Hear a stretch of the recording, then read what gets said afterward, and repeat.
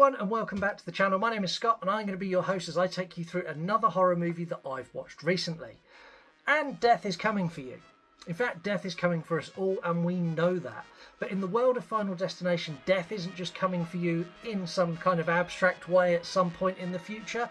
Death is actively hunting you in a malicious and vengeful way with a goal to kill you in the most elaborate, ridiculous, Scooby-Doo, Home Alone style death it can possibly think of.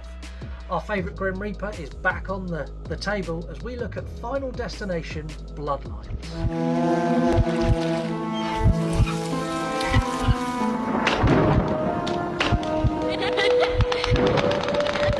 You might be thinking, another Final Destination movie? Surely we've seen it all by now. And I would say yes and no. Bloodlines manages to capture everything we love about the franchise while introducing a really intriguing twist that honestly makes it feel really, really fresh. And the question is, does it live up to the legacy or maybe surpass it? Or is this just another cog in the machine of a large franchise that, let's be honest, has been dying slowly for a while? Maybe death's not actually coming for our family, because that would be crazy. So what's Bloodlines about? This time we're introduced to Stephanie, a college student plagued by horrific nightmares. But they're not just any nightmares, they're vivid, terrifying visions of a catastrophic tower collapse in 1968, involving her grandmother Iris.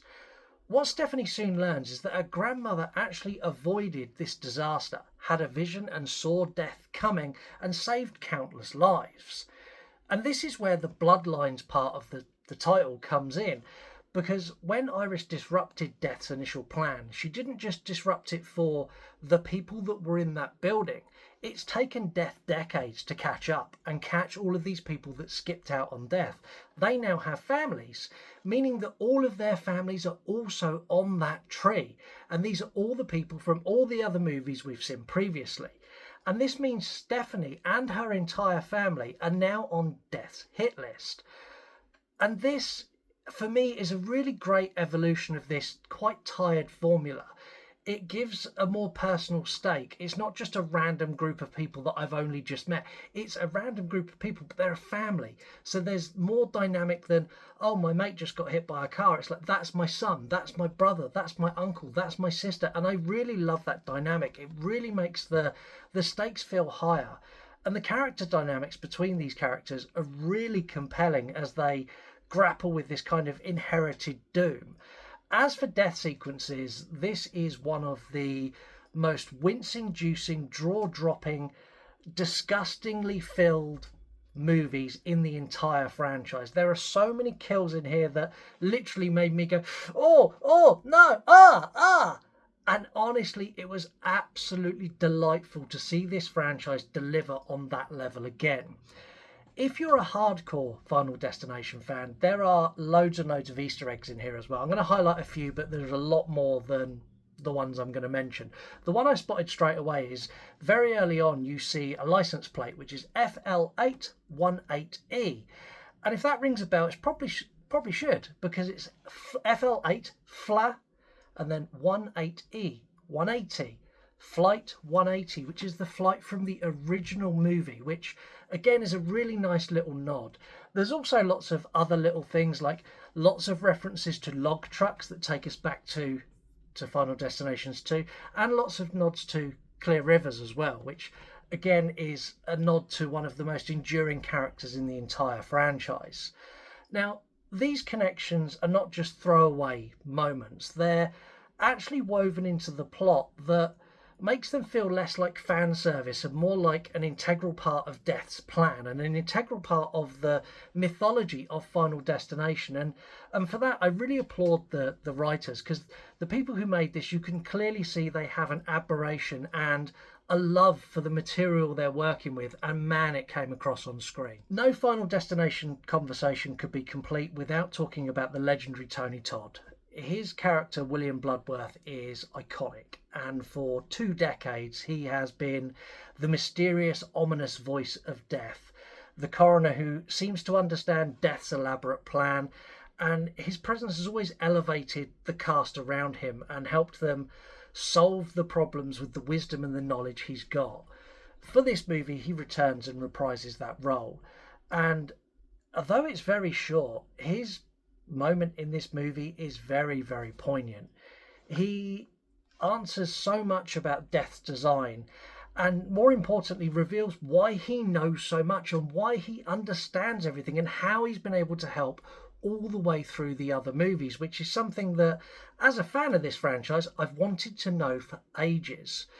But what made his performance truly special is Tony Todd was very, very sick, and this was his final on-screen performance. And the filmmakers, knowing this, they let him improvise some of his lines, and it's a truly beautiful and heartbreaking decision they made, because his final words on screen are so honestly raw, with such profound meaning, that it's impossible not to be moved. Like a tear come to my eye listening to him deliver these lines.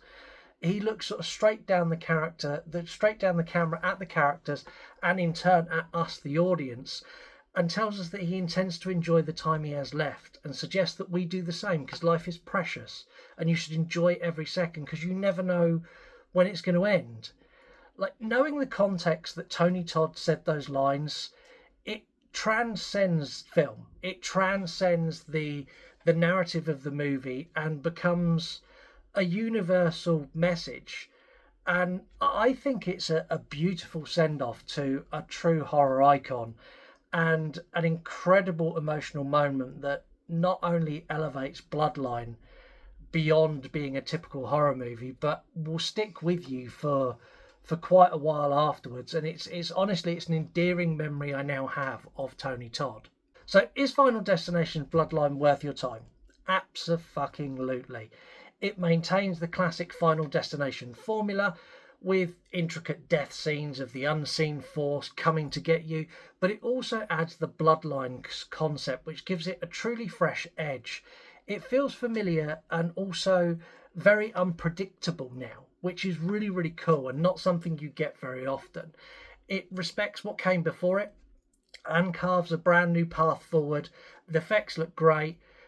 It delivers on gores, it delivers on thrills. It's a high point in the franchise, and Tony Todd's final performance is unforgettable. It's an unforgettable highlight.